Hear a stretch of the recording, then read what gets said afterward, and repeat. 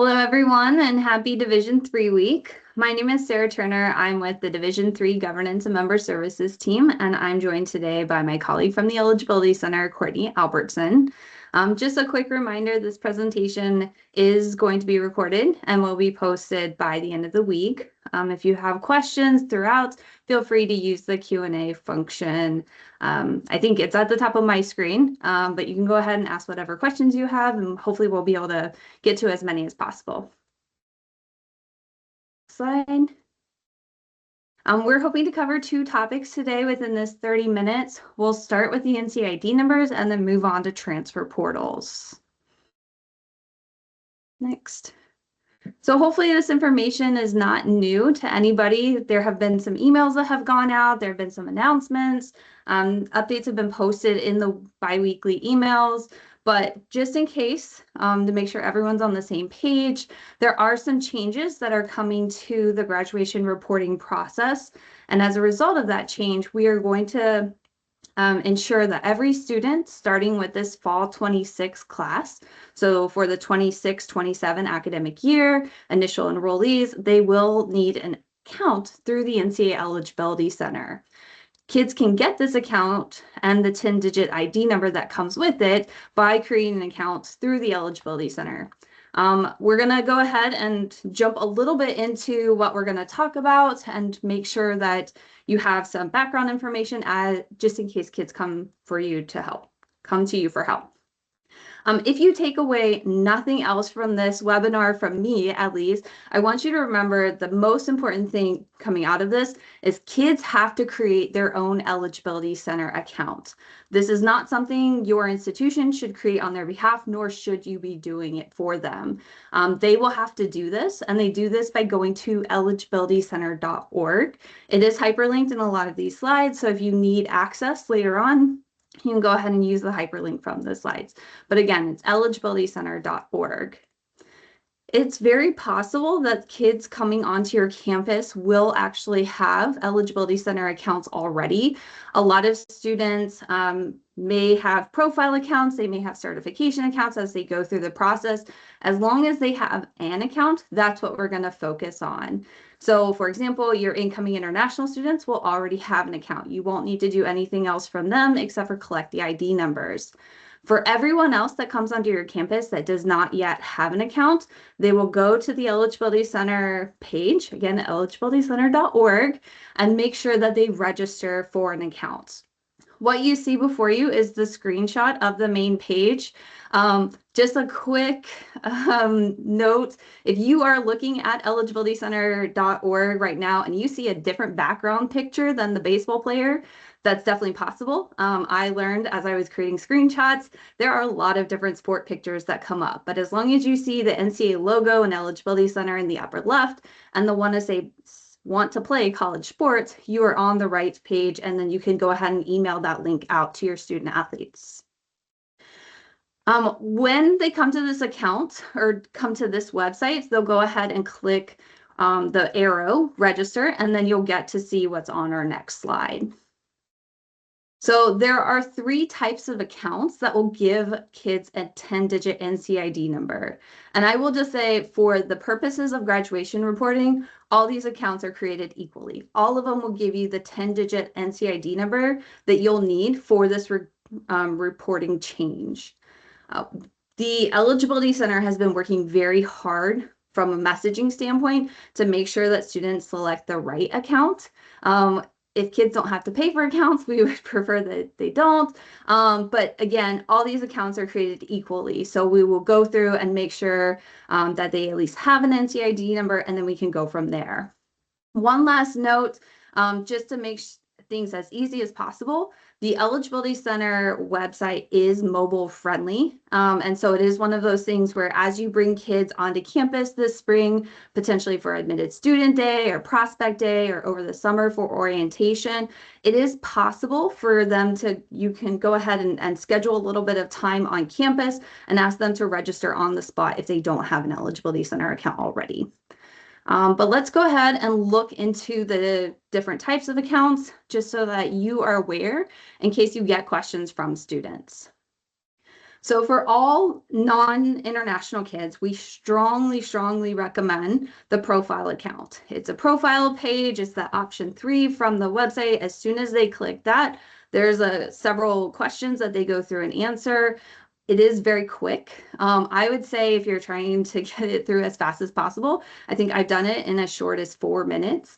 So if you're trying to figure out amount of time to go through and do this, the free profile account is definitely a great one to go ahead and encourage students to do. It does not take a lot of time. And again, I will just say this as many times as possible, it is free. The next accounts on the next slide are the certification accounts. So these are the accounts that your Division III international kids are already registering for in order to get their amateurism status. If any of your students have any certification account or any profile account, again, all NCID numbers are created equally. And so as long as you have those accounts, you're good to go.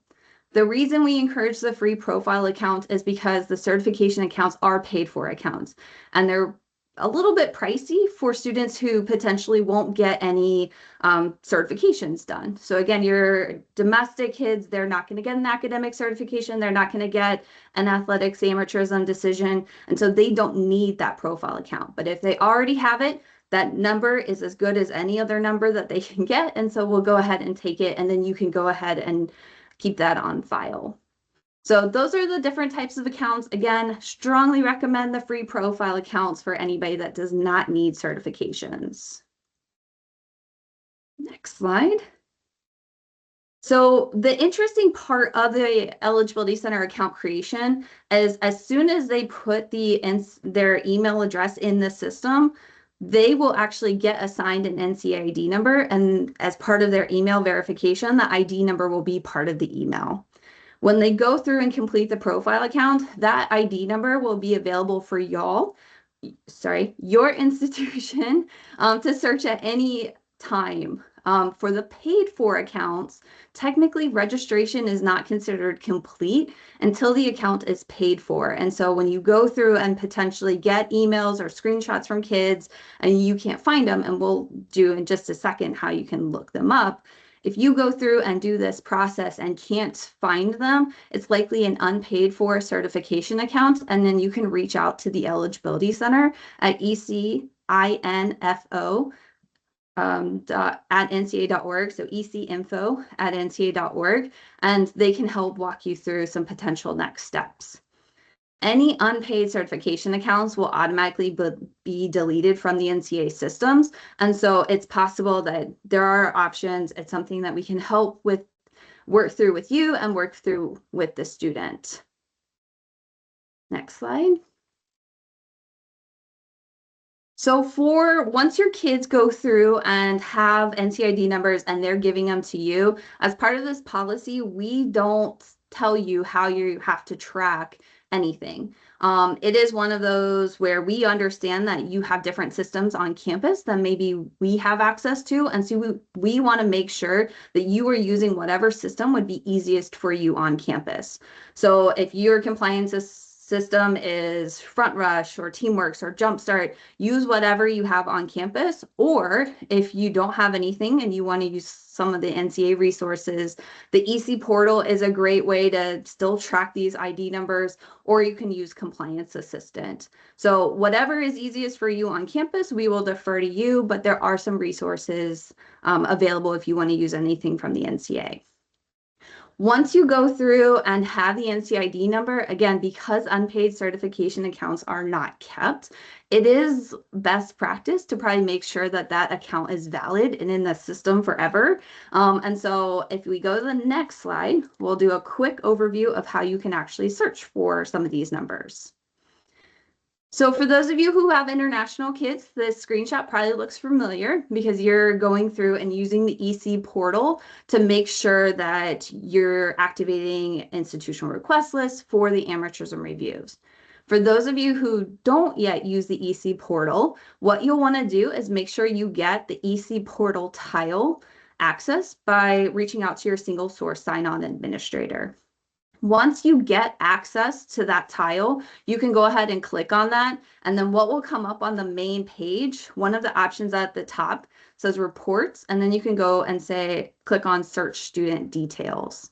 Once you get to this page, how you search, again, whatever is easiest for you. A lot of kids will just go ahead and give you that 10-digit number. You can search using that 10-digit number.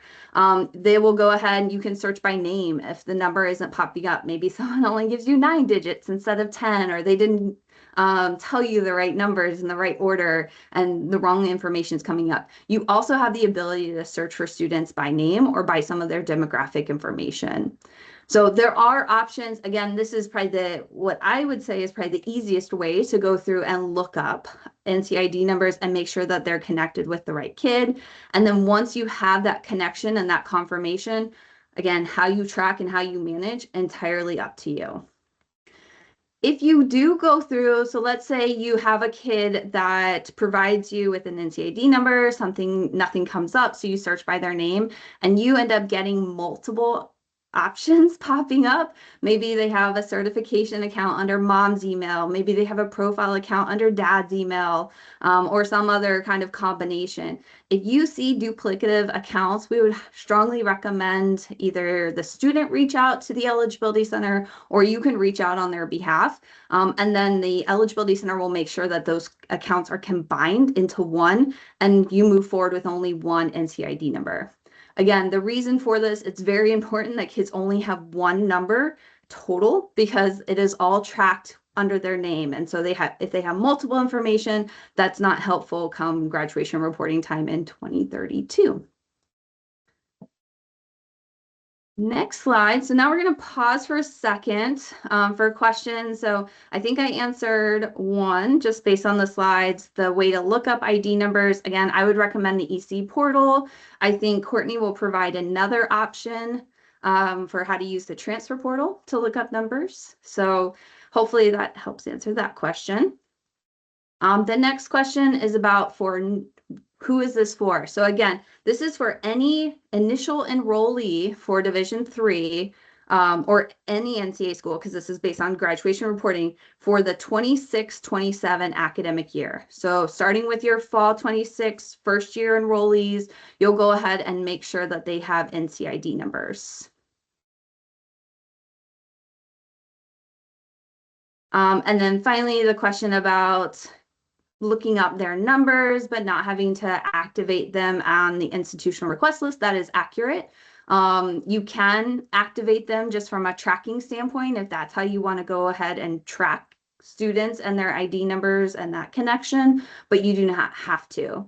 We would just recommend using the EC portal just again to make sure it's a valid account. And then 2 other questions before we move on. Courtney, maybe you can answer this one. Has flag football been added to the list of sports that can be selected from the eligibility center list? Yes, so I can confirm that is available for prospects to select when they're registering with the eligibility center. That sport is also available for the NCAA school to activate that sport within their eligibility center portal. And so next time you log into your eligibility center portal, you can go to sports and activate sports, and just make sure maybe there's some other sports that maybe internationally you haven't recruited in a while, so you haven't had a need to make sure that sport is specifically on your sport list. But feel free to add any varsity sports on your campus if you want.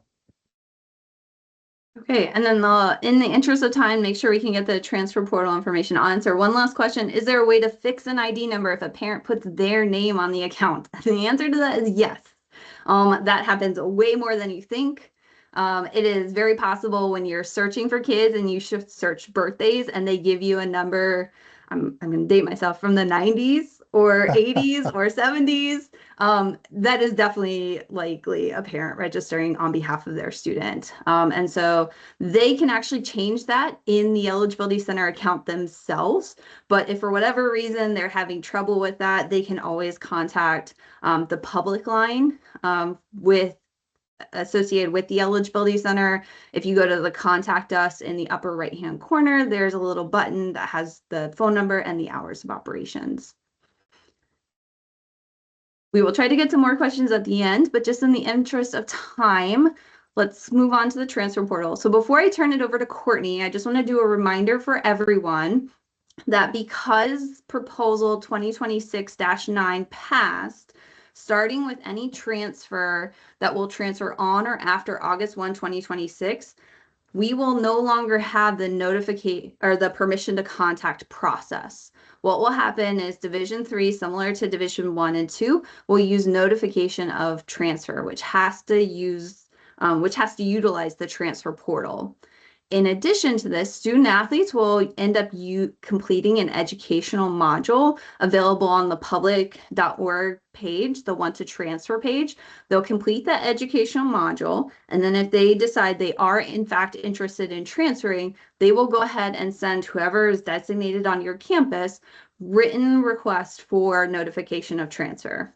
At that point, your institution will have 7 days in order to put the student into the transfer portal to make sure that they're active and out there and able to have recruiting conversations.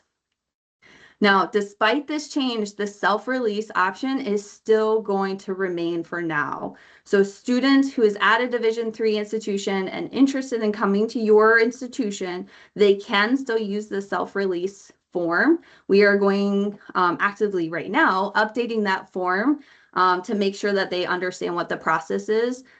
Once they sign the form, they will have the ability to talk privately still with any institutions for 30 days that they send the form to. And then if they do decide they want to transfer or to continue recruiting conversations after the 30 days, that's when the notification of transfer process will come into play for those students. And then we'll make sure that they get in the portal. But that is something, hopefully you're all aware because that got voted on in January. We are actively working on all the updates now. But I will turn it over to Courtney to talk about transfer portal use.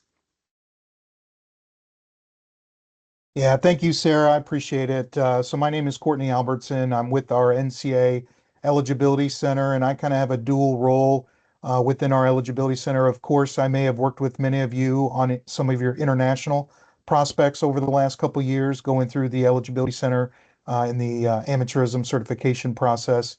But equally, I also spend time supporting our membership, Division 1, Division 2, and Division 3, when it comes to transfer portal questions.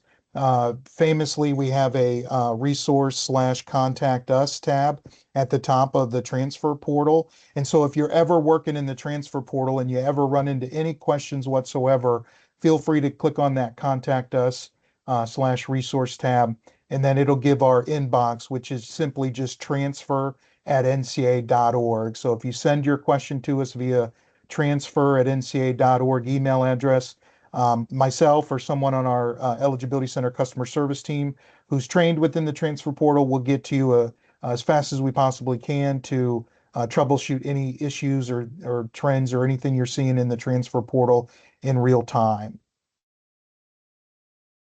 Next slide. All right, so what is the transfer portal, right? So through the years, we've tried to embrace the message that really this transfer portal app is a compliance tool for campus, right? And there's two reasons for that. Number one, we need the transfer portal visible to our coaches so that they can see who can have permissible recruiting contact under bylaw Article 13. But this transfer portal can also be a compliance tool for our compliance administrators on campus as they also see who can have the permissible contact, but going beyond that, helping them navigate the world of certifying that transfer eligibility and allowing a preserved transfer tracer then that follows that transfer student athlete within their transfer portal account, which can be pulled up and accessed at any time to make sure you're gathering all of the eligibility questions and answers that you need to make that call when that student does arrive to your campus, whether they're going to be eligible or not to compete for your school.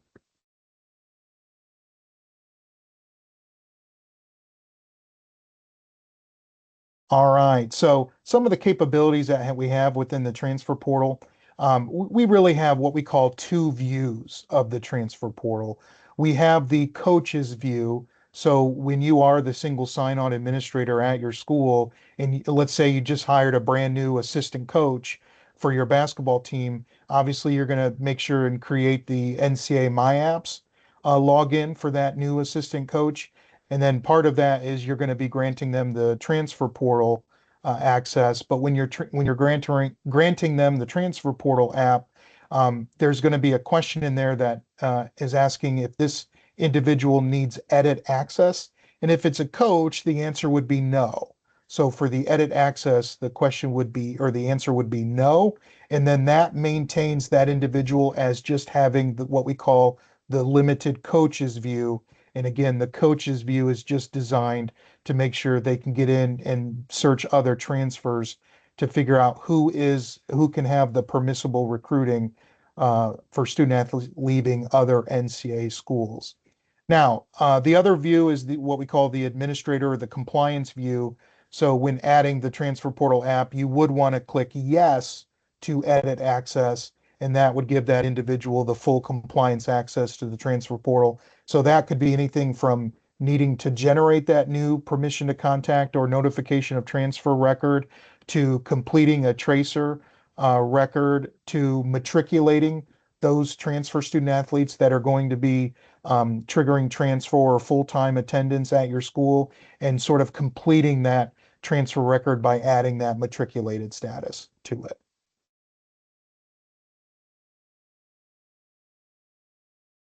All right, so some helpful hints here as we navigate the transfer portal.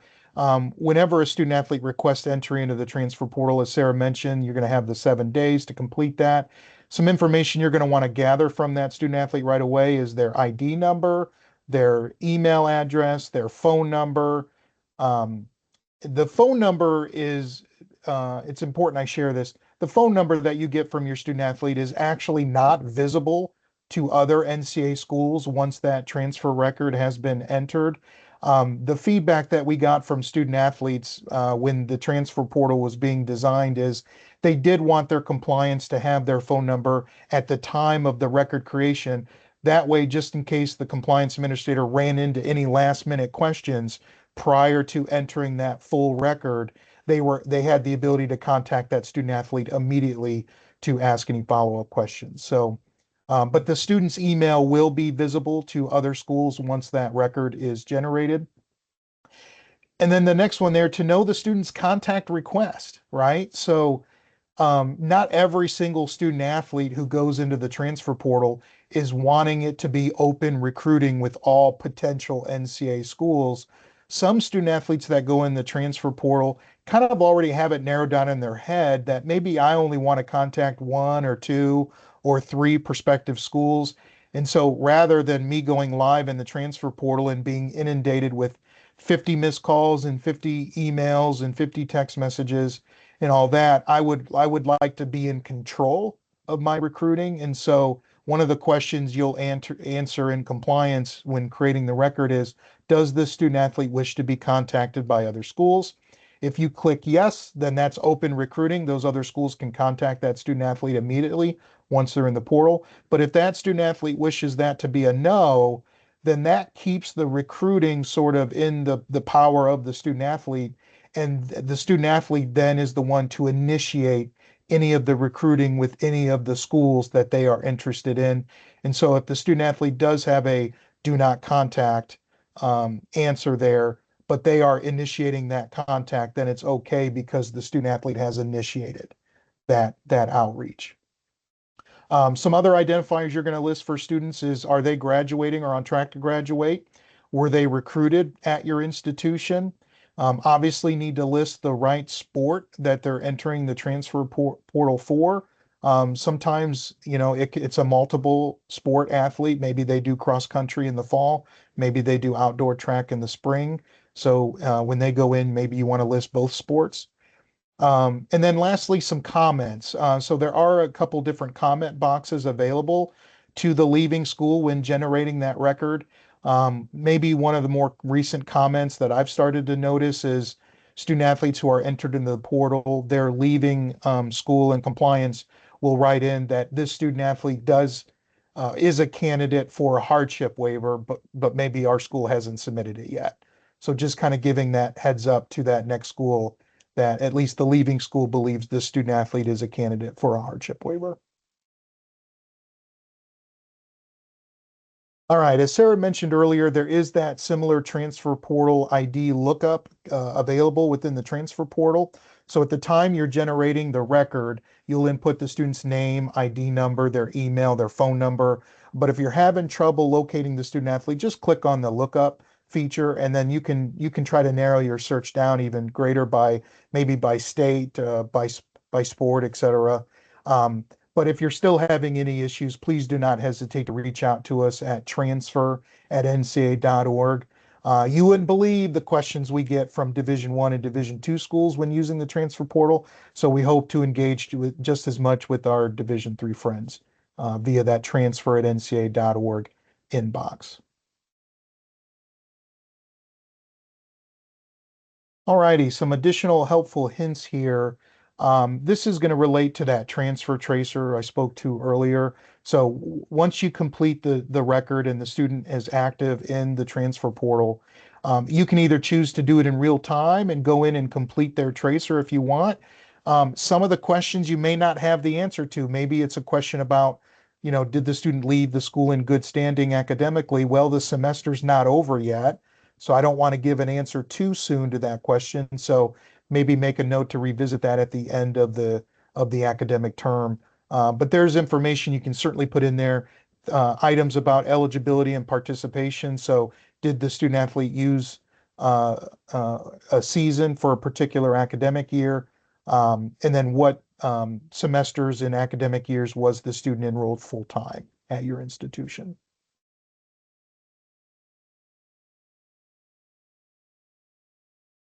All right, so this is a new feature that we generated based on membership feedback. It went live last fall, so it's still fairly new. But you'll notice in the upper right hand when you're logged into the transfer portal with a compliance view, you're going to see that tracer only tab in the top right corner.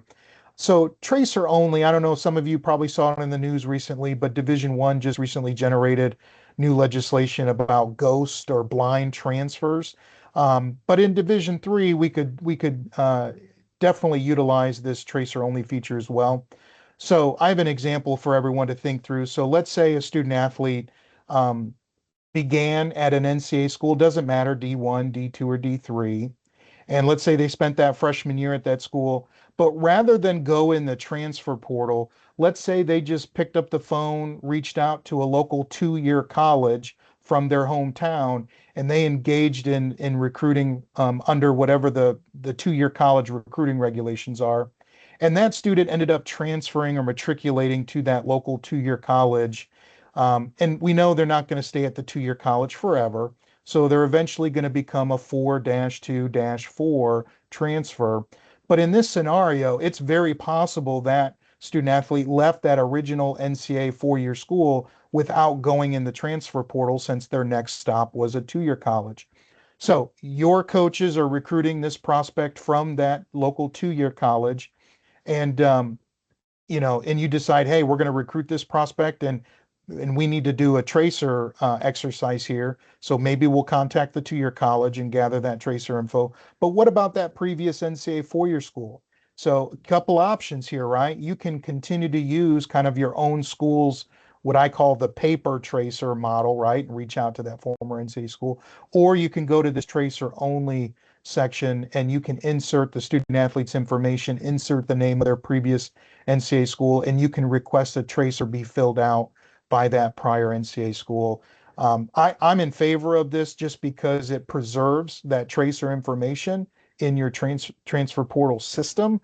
So that way, if you have any turnover on campus or anything like that, you have that preserved transfer tracer record available to you within the transfer portal app.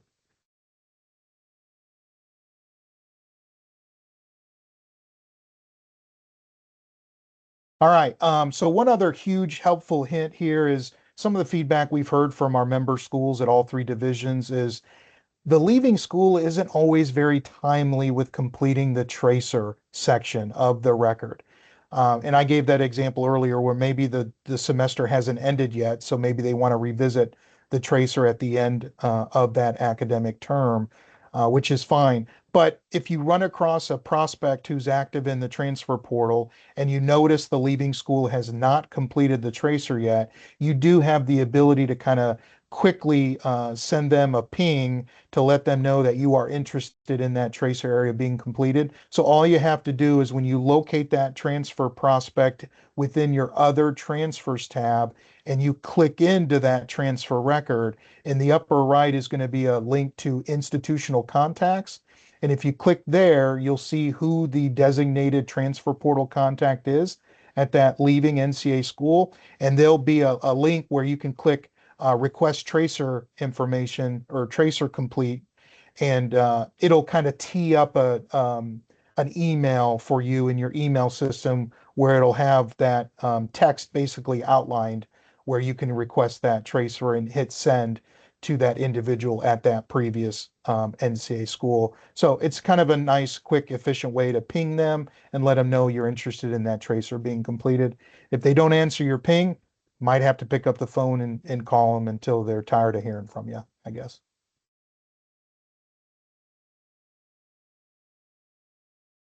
Okay, everyone. I know we are up against time. A lot of great questions came in. For any that we weren't able to answer today, we will go ahead and take those and answer them still. We would also encourage you, because of the live streaming for the transfer portal, there is going to be a transfer portal session at Regional Rules on the Thursday afternoon. So please join us for that. We will try to incorporate some of your questions and get those answered in that session. But thank you all for joining us, and look out for responses that we'll send out. So thank you all. Thanks all.